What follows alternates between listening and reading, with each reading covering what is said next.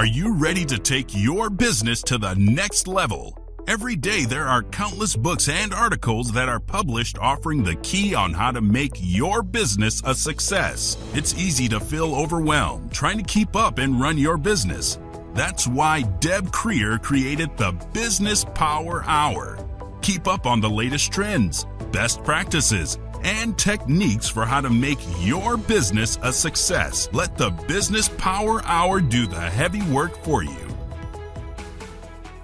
Good morning, good morning. I am Deb Creer, and I am passionate about giving professionals the tools that they need to make themselves and their businesses as successful as possible. And we're going to have so much fun today because we're going to be talking about how to make your business successful globally.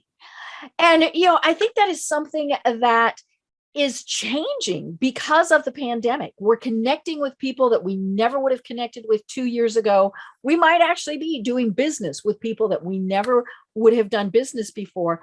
And so please join me in welcoming Susanne Evens to our program today. Welcome, Susanne.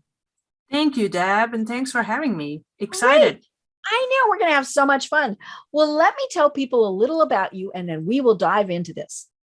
So Susanne Evens is the founder and CEO of the St. Louis-based AAA Translation, which she founded in 1994. She's the president of St. Louis-Stuttgart Sister Cities since 2006 and a board member of the World Trade Center St. Louis. Susanne is also a board member of the German American Heritage Society since 2007, a member of the St. Louis Mosaic Project Immigrant Entrepreneurship Advisory Board, that's a mouthful, and a member of the Explore St. Louis Multicultural Committee. Her advice regarding global business development and communications has been featured by national media outlets, including BusinessWeek, National Public Radio, BrandChannel.com, and more. In 2021, Susanne was the proud recipient of an Enterprising Women of the Year Award. Yay! Under her leadership, AAA Translation has grown to serve business clients the world over, working in more than 300 languages to provide translation, interpretation, and cultural consulting services. So again, Susanne, welcome. Thank you. Thank you. Great. Well, I always like to talk with my guests to say, how is it that you got to where you are today? So tell us how you discovered that this is your passion in life. So, growing up in Germany, we had to study foreign languages. So I had some awesome foreign language teachers that made me really aware of, foreign cultures. Plus my parents traveled a lot. So we traveled a lot during the summer because we get 4 to 6 weeks vacation. We're able to really explore a country. So foreign cultures were never foreign to me. I embraced them. I learned about them. I studied about them. And over time, I did not only study English, I studied French, Italian, Spanish, and later on Russian, because I always wanted to learn Russian. And I went to school to become a foreign language correspondent. Okay. And I also have an international business degree. And with that, upon graduating school, I started working for Hewlett-Packard, Germany. Yeah. So I became their internal translator because back then they had the intranet that nobody knew about until later. You FTP'd things. Exactly. You sent things. So anyway, so I did that. But a couple steps back at 16, I thought, why not offer my services? Because I know I understand English pretty well. So we had a local newspaper where you could put free ads in. So I put in a free ad stating offering English to German translation services. So this was pre-cell phone. I'm dating myself now. And this gentleman called my parents' home phone. And my mother just, well, what is this? I'm like, I put an ad in the paper for translations. Why not? The young entrepreneur in mind here. And this gentleman came over, set our dining room table. I translated this English letter into German. He put money on the table. I'm like, this is what I'm going to do the rest of my life. Yeah.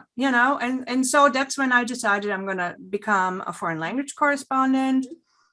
with an international business degree, worked for Hewlett-Packard, and just always worked for international businesses doing translations. Technical translations were my forte. I loved everything technical. So until I moved to St. Louis and started German language communications, my first business, because I offered English to German, German to English translations, and landed a rather large client. And we translated all their internal HR documentation, their software and everything into German. And a couple years later, they said, hey, we love your service. Can you do other languages? And as an entrepreneur, as you know, you never say no, you figure it out. So here, fast forward 25 years later, we do 300 languages. We have teams all over the world that we tap into for any given, project, subject matter. These are all native human experience translators that know their business. And it's a humming business. Great. I love it. I love it. And I love that you mentioned that you grew up speaking all of these other languages. I laugh that, English is my one and only language, and it's not even all that good sometimes. I took French in college. Yeah.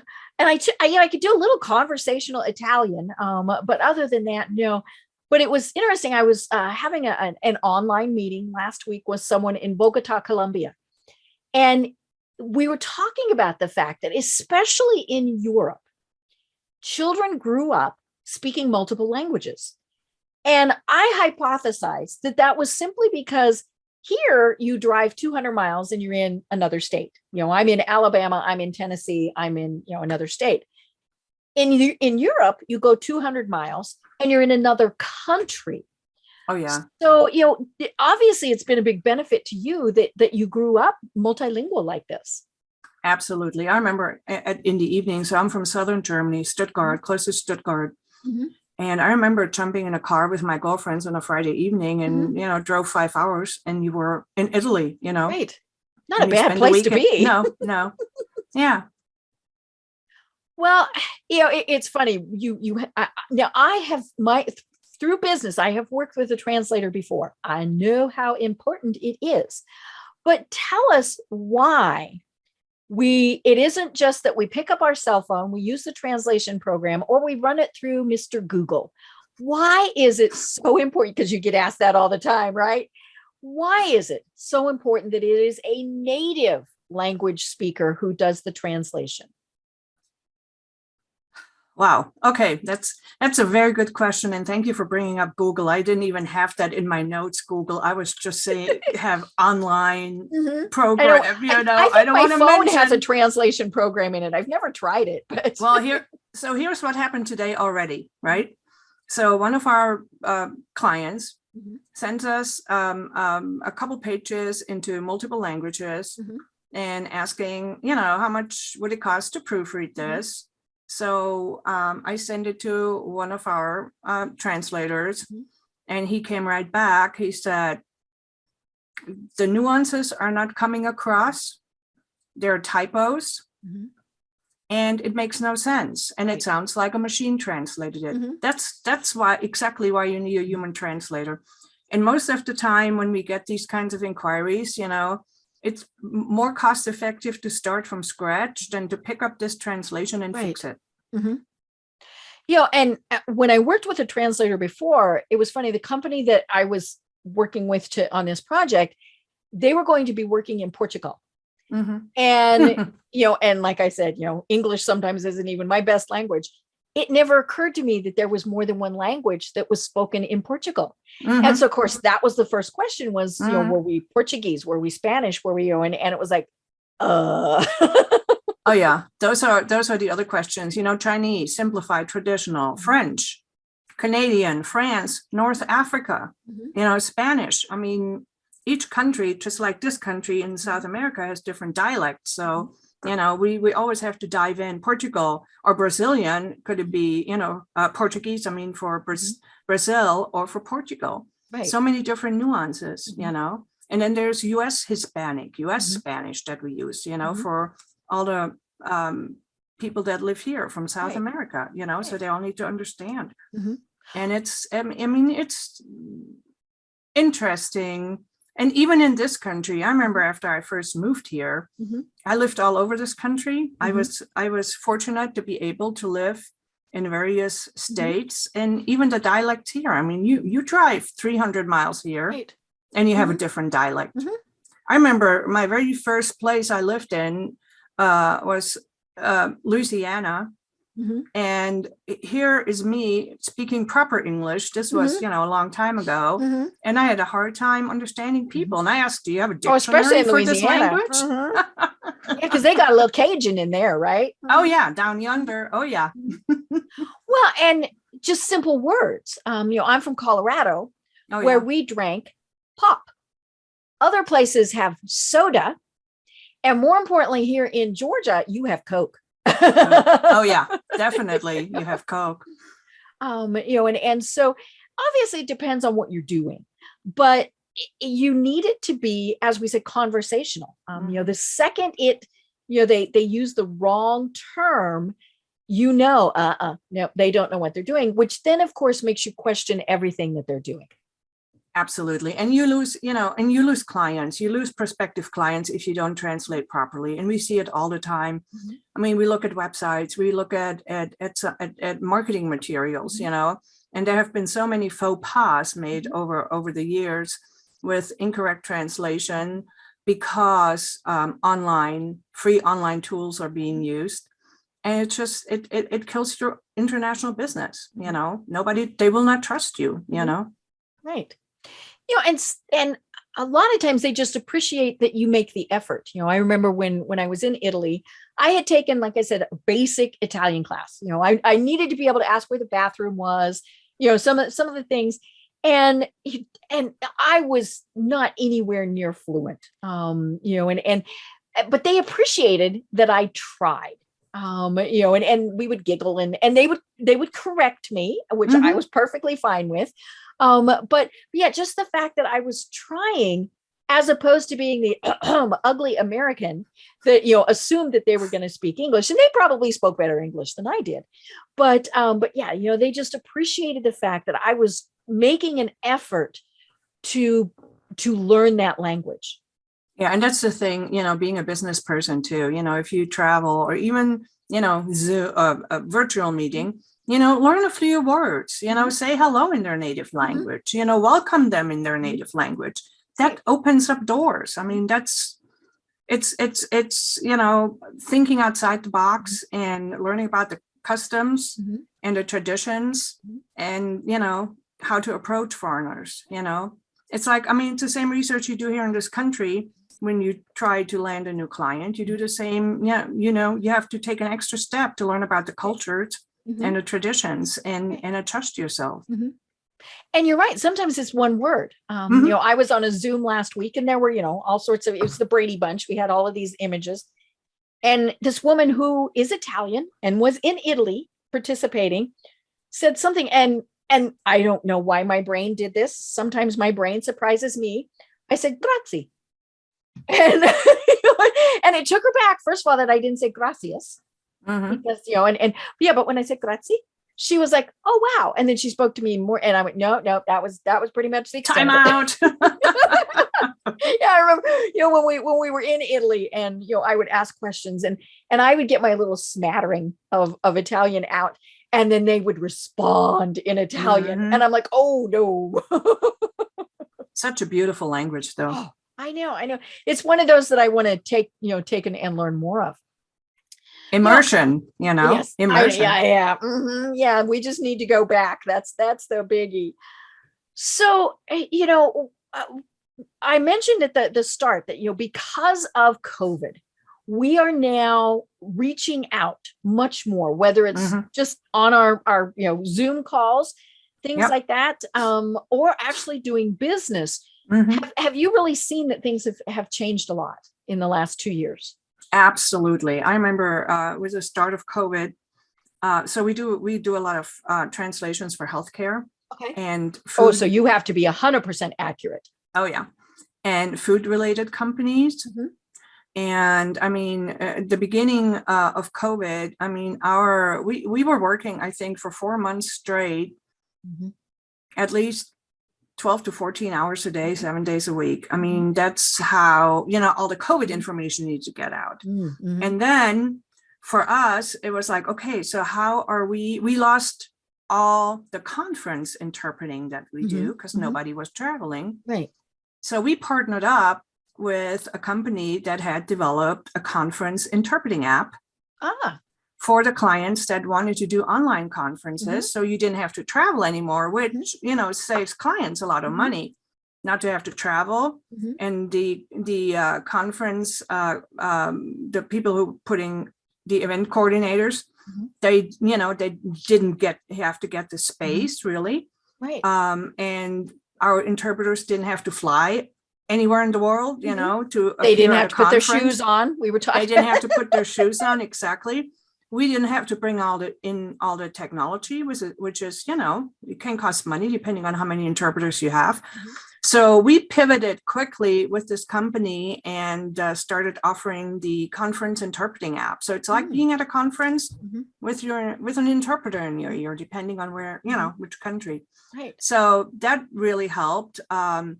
And yes, as you said, I think the online conferencing, virtual meetings have gone up like 40%.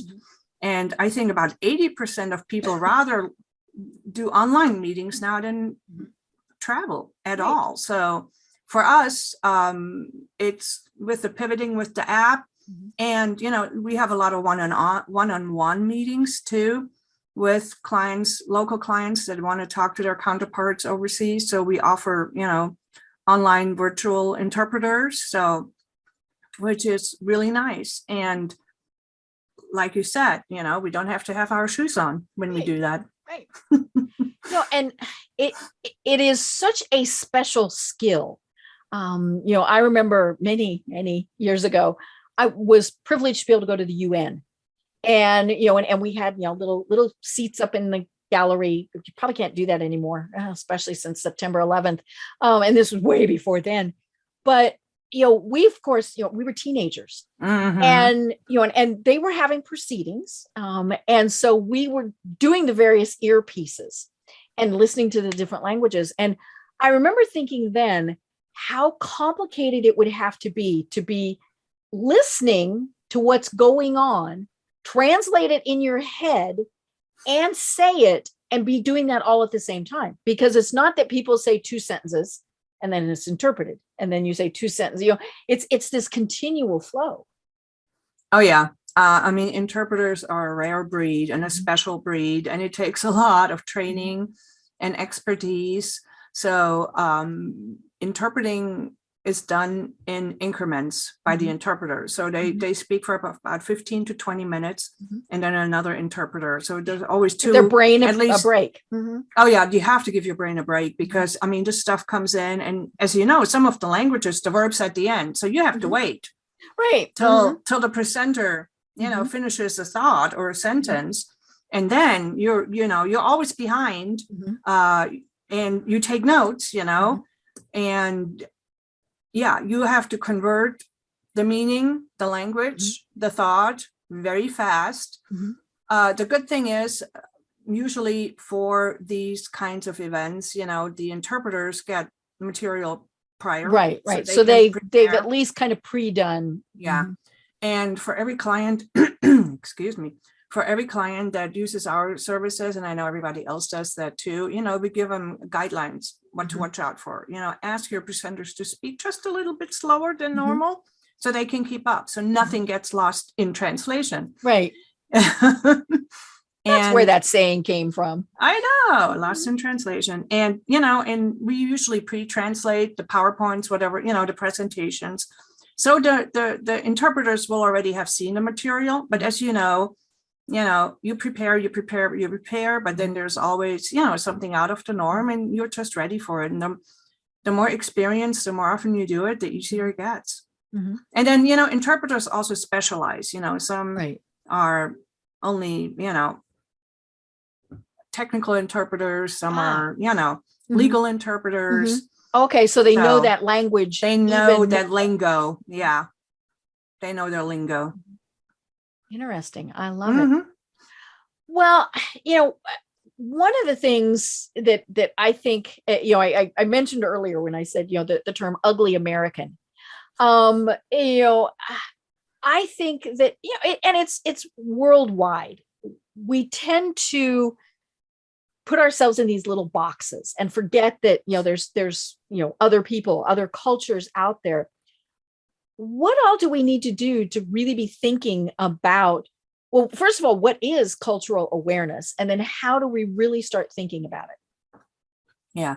I mean, cultural awareness is learning about other customs, other cultures, other governments, and economics, the economic situation in the country that you're dealing with. Okay. So that's all cultural awareness. And once you know and study, all this, you're already becoming a lot more aware what's going on in another country compared to what's going on here. Because here in the United States, well, we think, oh, everything's the same everywhere, but it's not. Things are different. People are the same. We all pretty much think the same, but business is done differently in other countries. You have to be sensitive to company culture, their values, and each individual, personality that you're dealing with. So, and not making any value judgments,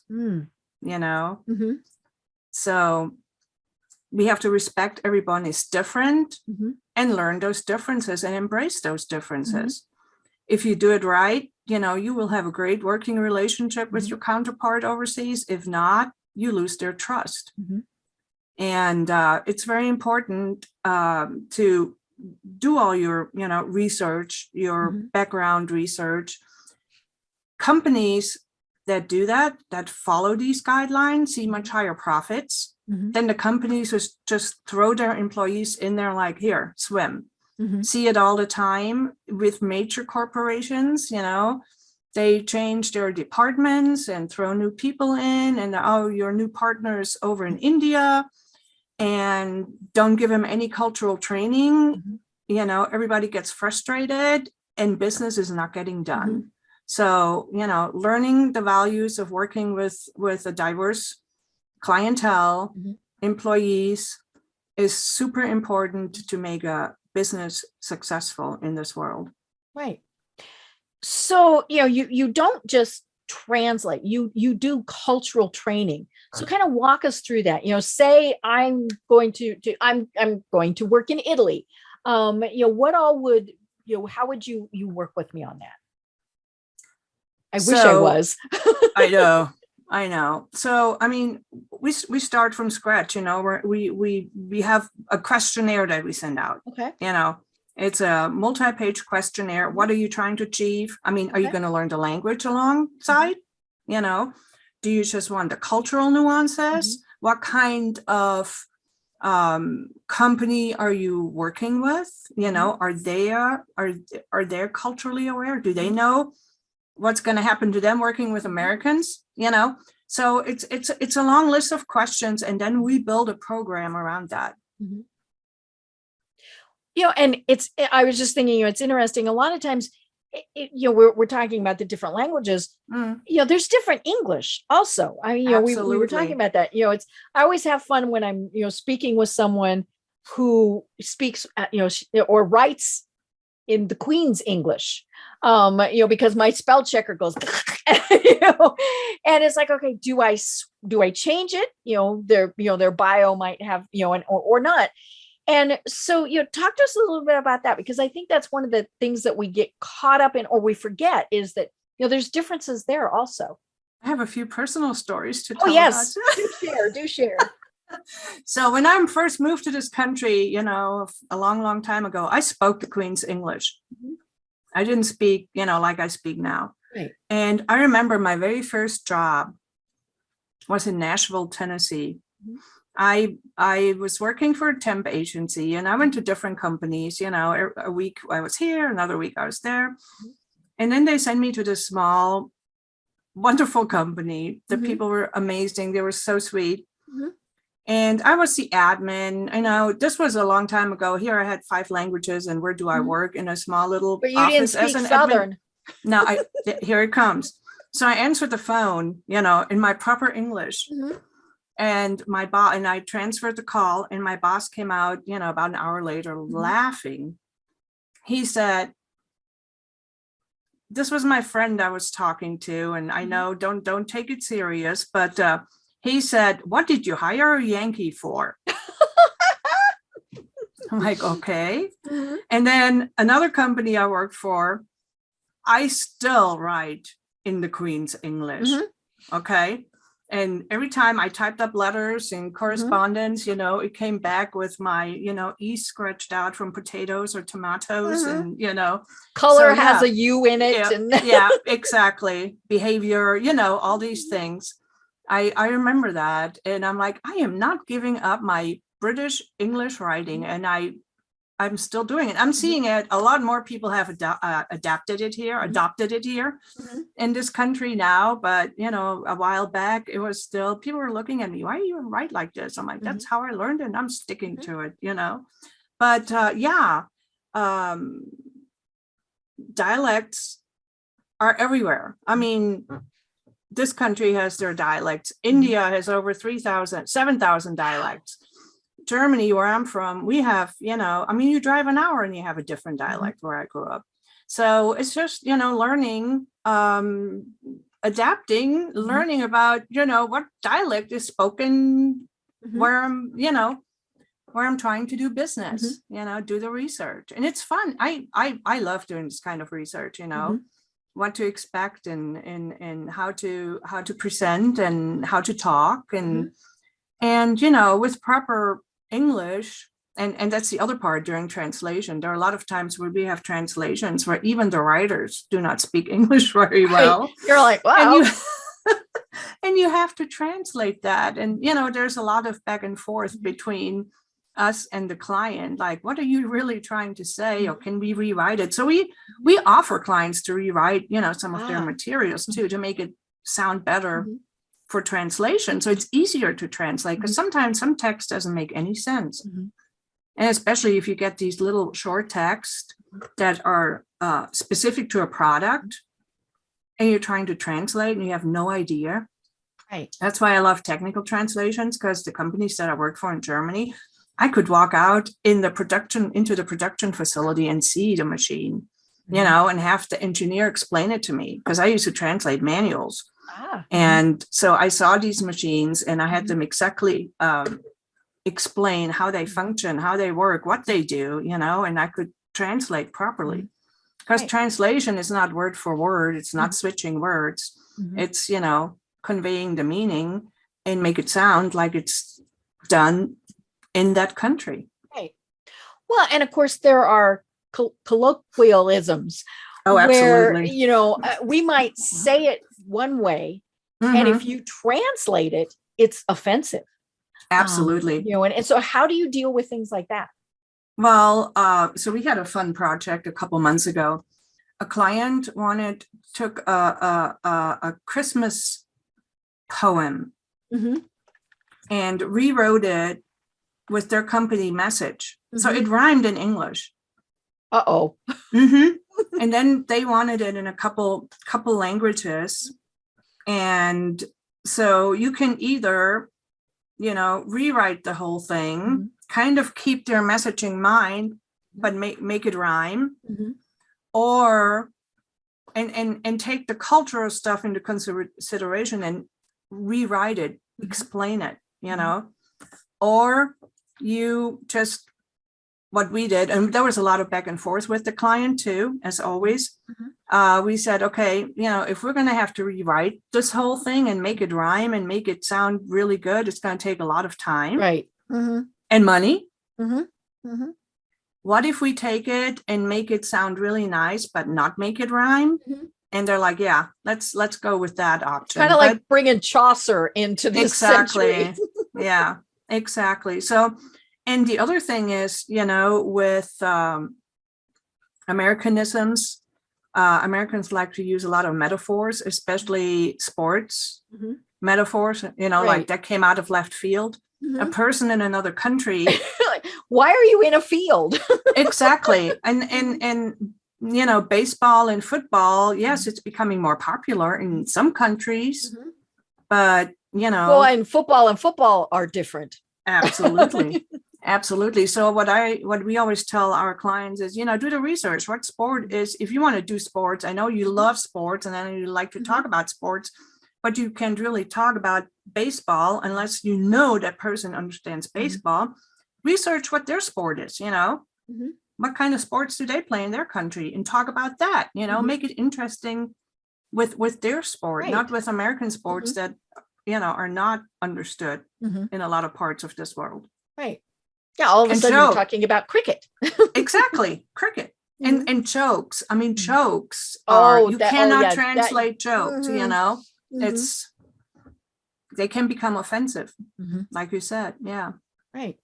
Well, and then you have the differences too with male dominated cultures and female, you know, and things like that. And so, you know, I would imagine that gets a little sticky on occasion also. You know, something written here, say, for example, might not go over well in Saudi. Absolutely. And how you greet people, you know, do you shake hands? Do you bow, or do you not touch at all? Especially, you know, in Arabic countries, you know, you have to be super careful. Who walks in front? Who walks behind? You know, eating culture, you know, that's what you can tell an American anywhere in the world by watching them eat, you know, because most countries, you know, eat with fork and knife, you know, and Americans eat it in a different way. Not all, okay. But you can tell. So eating culture is important, especially when you go out for dinner. Do you drink alcohol? Do you not drink? You know, do you order alcohol? Do you not order alcohol? Who sits first? You know, who gives the first speech? I mean, there are all these things to consider when traveling overseas. You know, how to present a business card done differently. I love the business card thing. You know, I before we moved here to Atlanta, I taught at a communications class in Denver, and we had a section on, you know, culture, and I had many different students from different cultures, and so it was great because I let them teach. And I remember the business card thing where we had an Asian student who said, you know, here in the States, somebody hands you a business card, you may or may not even glance at it. And you throw it on the table, you cram it in a pocket, whatever. And he said that's incredibly offensive in Asian cultures, you know, and so he taught us, you take it with both hands. 2 hands, yeah. You look at it, and you don't write on it. He said, no. And he said, and then you place it in a position of honor. So in front of you, or, you know, you don't cram it in your pocket. And I love that tip just overall, because, you know, I look at it and go, oh, okay, well, Suzanne's title is X, you know, and so it all of a sudden I'm thinking more about that person than just, hey, I got a business card. Well, and paying attention, you know, when you meet somebody new, you know, don't scan the room for, oh, who else is there I can meet, you know, pay attention to that person. And in body gestures too. I know Americans like to move their hands a lot, you know, you have to be really careful not to, you know, wail your hands like that, you know, and body language is important. Intense eye contact. Some cultures do not like it, you know, or while you're in a meeting, don't loosen your tie, you know, things like that. It's just these little nuances that are so important. Well, I remember learning even just things like colors mean different things. You know, like green, I believe, was one of the ones that we talked about. You know, here in the States, green is you know, conservation. It's also money. You know, but in other cultures, that is not what it stands for. So when you're designing, say, a website, that's one of the things to keep in mind. Oh, absolutely. Colors are super important when designing any advertising, marketing, or website. So keeping it very clean, staying away from major colors like red, you know, like green, and not showcasing only white people Mhm. or, or people altogether, it's very tricky depending on what you're trying to convey too. But if you want to appeal to a global clientele, Mhm. you want to have a diverse, if you have to have people on there, it needs to be a diverse group of people Mhm. on your website. Mhm. And the website needs to be very simple and straightforward, So, it's easy if you're just working with one more country, to figure out, but what if it is globally? I mean, how you mentioned things like, diversity in the pictures, but what are some other tips so that you're, and again, I mean, you can't get every nuance, there's just far too many, but are there some general type of things that are just kind of key things that people should keep in mind?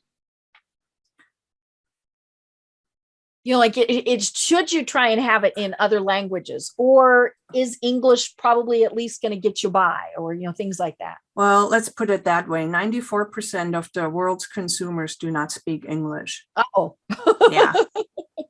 So if you want to work globally and have global clients and sell your product, your widgets globally, it should be translated. And we usually advise our clients, you don't need to translate the whole website. Let's start small. Let's translate, this page, your landing page, into another language. Put on there what you're offering, what you can do for them, and then measure it, analytics, put analytics on, see if these countries are actually picking it up, the website, and then we can go further. Then we can delve deeper into it and then get a country extension and do this and do it that and do the SEO for it. But let's see if there's even any interest for your product or your service in, whichever particular country. The other thing that we do also is for my very first client that I had a long time ago into German. So when they went into other countries, they gave us their company name and they said, can you please do the research to see if this company name is offensive in these 40 countries. So you have to be very careful by picking company names too, because sometimes I do look at company names. I'm like, that would not fly, in XYZ country. It would be offensive. So, very careful, just, thinking about that. What should I call my company? But if you really want to start global, think from the start. If you want to go global, think from the start. Do the steps. Okay, company name, website. What do I need to translate? If you want to, offer your product globally, you should have your marketing material translated. That's super important. One page, all you need. Put it, like I said, put on your website. You can create separate landing pages for the languages. I see a lot of companies putting on their website English, French, Spanish, German in English. No, won't work. You have to put the, proper name of the country in the language, in its native language on there. Otherwise, nobody will find it. Right. A lot of companies on their website bury the language somewhere in between. So when you land on there, you happen to find this website, you land on there, you see everything in English, but on front and center, there's no designation for your language. Some of them bury it all the way at the bottom. If I don't speak the language, I will not scroll to the bottom to find the language. It needs to be like on our website, top right. And the more languages, the more traffic you will get and the more business you will get. And it really, it sounds complicated, but as you said, it is so much better to have done it right to start with than to have to go back and fix things. So, without giving any specifics away, what are some stories that where people have just really messed up? Stories where people have really messed up, like what I said, having a website translated, but burying the language designation in the bottom, or going into a country and not having anything translated and coming back empty-handed. Important is to have your business card translated. A lot of people have their business cards translated too into other language. So on the front is English and on the back is whatever, country you're going into, which with travel being so reduced right now, it's probably not the biggest thing is the business card, but your website, your website is your business card. Your website should be simple. It should be translated, localized to the native country, and you should be easily to be reached. It should be very clear from the front, from the landing page, how to contact you, and have some. A lot of companies have Q&As on their website in the other language too. So in case you don't have an internal speaker in your company, whatever language it may be, they can already access answers to their questions on the website in their native language. Right. Speaking of that, one of the big tech trends is the AI responses. Where the little box comes up and says, "Hello, may I help you?" And then you type your little question in there. It's funny. I get a kick out of the ones where I know it's an AI because I get a very canned response. And so then sometimes I try and trick it. Me too. I know, it's like, but obviously that's incredibly complicated if you're dealing with multiple languages. Well, the AI will detect which language you're speaking if you have it installed in another language, but it will detect it. But yeah, the AI has a little ways to go with these responses. That's why we suggest the answers on the website already, because there are standard questions that where you don't need to email, where they can have it already on their website. And obviously the AI is going only on what has been programmed into it. Absolutely. They're not smart enough that they're making the stuff up now. But and even if it's just something as simple as, someone will contact you during our regular business hours or something, so that you're not just being ignored, but you're being acknowledged. Yeah. It reminds me of what my computer sciences teacher used to tell me: garbage in, garbage out. Right. Right. Yeah. And that is true a lot of times in translation. I remember when we were in Italy, we were in a restaurant and we were actually only in Rome for 2 days. The rest of the time we were out in very rural. I mean, it was lovely. And we stayed in a little town where we pretty much were the only people who were speaking English. And so, we had a lot of fun, but, the waitress in a little restaurant we went to was speaking fairly good English to us. And we said, your English is pretty good. Where did you learn it? And she was so pleased to tell us Dr. House, the TV program. And it was like, oh, that's probably not where you want to be learning the English. But, she was doing pretty good with it. We were pretty impressed.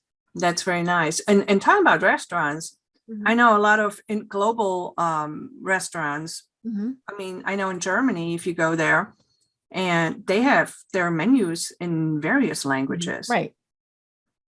Well, and I remember one of the things that they taught me in my conversational Italian, obviously ordering was things. And so in Italy, sometimes you eat horse.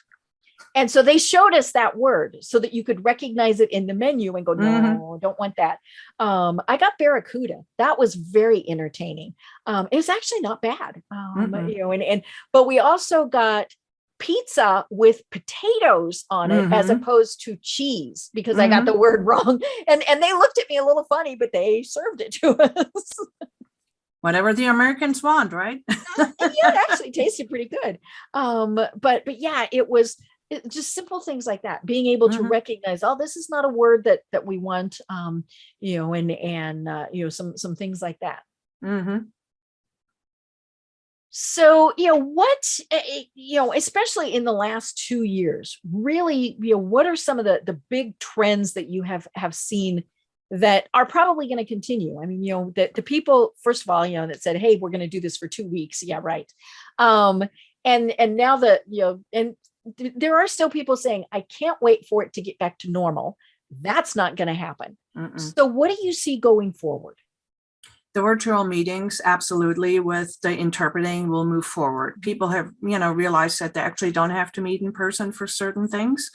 And these will absolutely continue. Working from home will continue. Translations, are increasing. Localization, people are still doing international business, no matter whether they can travel or not. And that's going to continue. The world is getting smaller. Therefore, it's important to learn about other cultures and norms and the economics of each country. And a lot more, we have information overflow every day. But, staying on track with global development, global business is always going to be at the forefront. There are so many countries that want to do business with the United States. They're looking at the United States because the United States has been the leader in business. But having said that, you need to make sure that these people understand what you're trying to sell to them, what kind of services you want to do with them. It's very important. And having interpreters, having your own interpreters, having your materials localized is always going to be at the forefront. And I've seen companies, going overseas and like I said, coming back empty-handed because they did not have their business card translated. They did not have their marketing brochure translated. They didn't do the research, how to go out for dinner with this client. So, and they come back disappointed and don't want to have anything to do with any other country. Right. It's not working for me. I'm like, well, did you do this? No. And that's why you work with a good partner that can help you and hold your hand and give you advice and maybe open doors for you too. And one of the things that you have mentioned is, you really have to understand how it is that they do business. And we can't go in and be the ugly American making them do business. So for example, if I were to go to an Arab nation, me there by myself, whether I like it or not, I'm probably not going to have success. Now, part of that's going to depend on who I'm reaching out to, things like that. But, it is a very male oriented society. And I remember I worked with a young girl. Well, this was several years ago. And she was an exchange student here in the United States. And she was from, I believe she was from Saudi. And she was telling me that, it's very difficult for her to be in business in Saudi because she, as a female, cannot just walk up to a man and introduce herself. Now, this is, a while ago, so things have changed slightly. But, and she said, and the best thing was a male family member needed to introduce her. And she said, she had an uncle who was, he liked doing all of that. And so he would go to all these things. But for her, LinkedIn was absolutely fabulous because she said that allowed her to be able to reach out to people and introduce herself. But it's funny because my first thought was, well, I wouldn't do that. Well, if I wanted to be successful in that country, I sure would. Yeah, we're really lucky to live in this country. But, in a lot of ways, when we see those traditions, they're phenomenal. We might not, maybe we don't agree with them, but in some ways, it's just amazing to see some of them. I'm one of these people. I just, I love reading everything about the Queen, and all of that, and all the protocol, and it's just to me it's so cool to see how that is, and to just know that's how they do things. It's super fascinating for me. That's what sparked me to do what I'm doing, because back in school, my teachers, they brought we ate Chinese. They brought in Chinese food. They brought in Japanese food. They brought in this. They talked about this culture, And that's, what really sparked for me to be this global citizen. Mhm. Every country, every culture is fascinating to me, and I like to learn about it as much as I can and convey it to my clients as much as I can. Right. And it just makes me thrive. It Mhm. makes me who I am. Mhm. Right. And the cool thing is, because of the internet, it Mm. does make a lot of that, like we can be watching Dr. House in another country. I remember when we were in Italy, we were watching Happy Days, and it Mhm. was in Italian. And that was just the funniest thing in the world, because we kind of knew what they were saying, but it was in Italian, so that was just funny to watch, Richie and Fonzie. Didn't translate right. Oh Fonzie. no, I grew up in Germany. I watched all these American shows, dubbed into German. Uh-huh. And then I move over here and I see them like, that's not how they sound like. Mhm. I know. Well, and it's always funny when we're watching something that's dubbed, and whether it's a foreign film dubbed into English, or an English film dubbed into something else, because it's like, I don't think that was what they were doing. And that's the new trend too, talking about trends, coming back to trends. A lot of movies are being dubbed now, are being bilingual, trilingual, Mhm, coming from overseas and going overseas. A lot of movies are being translated with, all the Netflix, the Hulus of the world. mhm, mhm, There's so many more offerings out there in multiple languages, mhm. especially in movies. Right.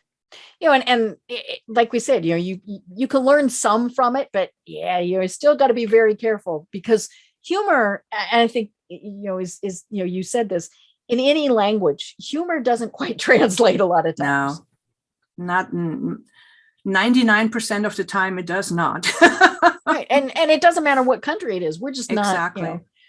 It's that cultural, these cultural nuances, that Right. background that each country has. Mhm. It's funny for them, but it's not funny for us. Mhm. Right. We're going to be going, everybody else laughs, so we laugh Yeah, too. Kind of like when I exactly. watch soccer. If everybody cheers, come I go, on. okay, I should cheer too. That's my favorite sport. Well, now see, I like hockey, ice hockey, and it's very similar. So, but yeah, there are times where I'm just like, okay, they all cheered, so I'll cheer too. But yeah, it is interesting, especially because we are seeing, I think, a lot of sports going in different places. Well, and also a lot of players go to different countries, Right. and come from different countries. So it's very fascinating to learn about them, where they come from, and what kind of background they have. Because I know a lot of American soccer players play for the German Bundesliga, so. Well, and basketball would probably be a great example of that, with the European leagues. I have a friend who, oh gosh, it'd be 30 years ago now. I believe she played for Italy. And and this was before we had professional women's basketball teams here. So she went and played in Europe. And you see that a lot with a variety of sports. Yeah, you do. I love it. Well, oh my gosh, this has been so much fun, and we've only got about 5 minutes left. So tell people, because we laugh that you can get your information from Google, you can get your information from watching TV, and and you can get a little bit, but if you really need to do business and function in these other countries, tell us how they reach you and the services that you provide. So our website is www.aaatranslation.com. Pretty easy. Very easy. Our email is info @aaatranslation.com. Our phone number is 636-530-1010. We're on LinkedIn, we're on Twitter, we're on all the social media channels. We have really wonderful information on our website. Oh yes, about great all resource. kinds of global tips you can get for free, that you can download, read at your leisure. And we're available pretty much 24/7. A lot of clients depend on that, because they come in late, especially now. So interesting with everybody working from home. It's not this 9 to 5 anymore. We get requests at 10 o'clock at night. So we try to stay on top of that.